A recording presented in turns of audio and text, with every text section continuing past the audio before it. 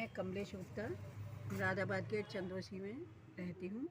मैं और मेरे पति 1997 से 3 अगस्त से ये प्रचार केंद्र गुरुदेव का काम कर रहे हैं।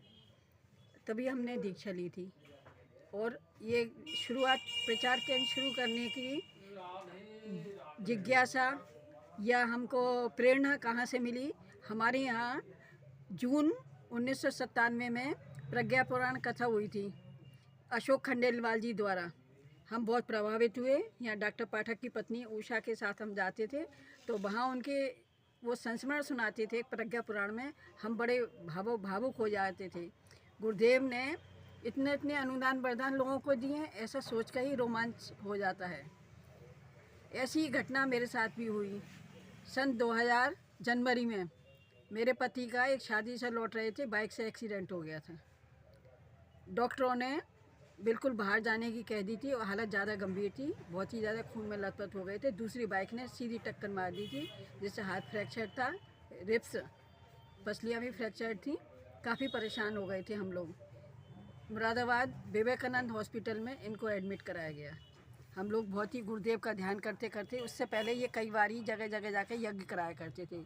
गुरुदेव का काम के साथ साथ हम लोगों ने यज्ञ वगैरह, अखंड ज्योति युग्मवार पत्रिका भी ये 1997 से बहुत सारे घरों में वितरित करते हैं। 50-60 के लगभग पत्रिकाएं आती हैं और इन सबको घरों में जा के वितरित करते हैं ये। और लोगों को प्रेरणा मिलती है। किताबें, गुरुदेव का साहित्य तो है ही ऐसा, मन पर प्रभाव डालने वाला है, अपने आप को बदलने वाला। ऐसा सोच कर ही हम बड़े खुश होते थे कि गुरुदेव का तो हम पे पूरा है। इससे पहले हमने जो भी व्यापार किया, हमारे सब व्यापार फेल हो गए। बेईमान लोगों के साथ से उन्होंने सारा पैसा हमारा डुबो दिया। लेकिन जब से 1997 से हमने गुरुदेव का काम किया है तो दिनों दिन रात चुगनी। एक तो लोगों की प्रशंसा भी मिलती है। हम कुछ कर नहीं पाते, लेकिन गुरुदेव का आशीर्वाद इतना है कि कुछ नहीं करते हैं, उसके बाद भी इतनी प्रशंसा के पात्र हम बन जाते हैं।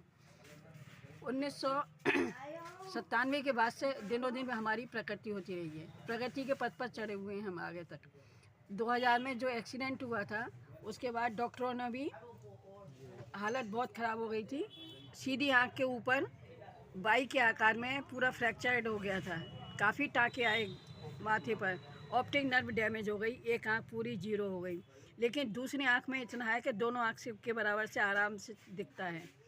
गुरुदेव की कृपा के बिना तो ऐसा कुछ होना ही संभव नहीं था। ये सोच कर भी कि हम कैसे आगे ज़िंदगी बिताएंगे, दिल दुख ही होता था। 10-15 दिन आईसीयू में रहने के बाद में सभी लोग चकित थे। केरल की नर्सें भी थीं।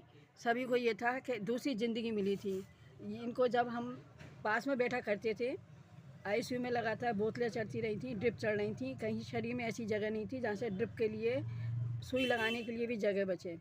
काफ़ी कमज़ोर और काफ़ी परेशान हो गए थे हम लोग। गुरुदेव का ही सहारा था। मैं साथ में किसी को बैठने ही नहीं देती थी वहाँ पे कि कोई बैठेगा तो समय को बोझिल समझेगा। लेकिन मुझे तो गुरुदेव पर पूरा भरोसा था। मैं पूरा समय गुरुदेव के साथ ही बिताती थी। ऐसा लगता है गुरुदेव मेरे साथ हैं। उसके बाद में जब इनको होश आया तब इन्होंने गायत्री मंत्र मेरे साथ साथ बोलना शुरू करा। तो वहाँ नर्सें भी थी कि अंकल जी ये क्या बोल रहे हैं, हमें समझ में नहीं आया। तो मैंने कहा ये शांति कुंज के गुरुदेव हैं जिन्होंने हमें मंत्र दिया हुआ है, गायत्री मंत्र है जी। ओम भूर्भुवः स्वः तत्सवितुर्वरेण्यं भर्गो देवस्य धीमहि धियो यो न प्रचोदयात्। इस मंत्र में इतनी जादुई शक्ति है कि अच्छे के काम बन जाते हैं।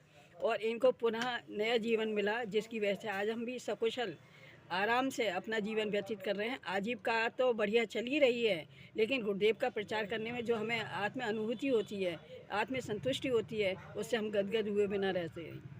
गुरुदेव की एक प्रेरणा भी, मुझे किसी किताब में एक चित्र रखा था गुरुदेव का दीक्षा वाला। उस चित्र को देखते ही मेरे अंदर इतना मन में उत्साह हुआ कि ये काम मैं भी करूँगी। तो ऐसा लगने लगा लेटते बैठते कैसे गुरुदेव की मैं साहित्य की दुकान खोली हुई है, उसमें ग्राहक आ रहे हैं, कह रहे हैं गुरुदेव की ये वाली किताब दे देना, गुरुदेव की वो वाली किताब दे देना। ये तो अनुभव मुझे पहले से ही काफ़ी हो रहा था।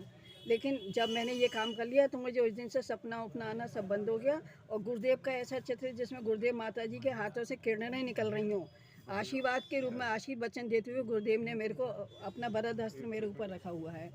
इसी के साथ में गुरुदेव को नमन करते हुए मैं अपनी वाणी को विराम देती हूँ।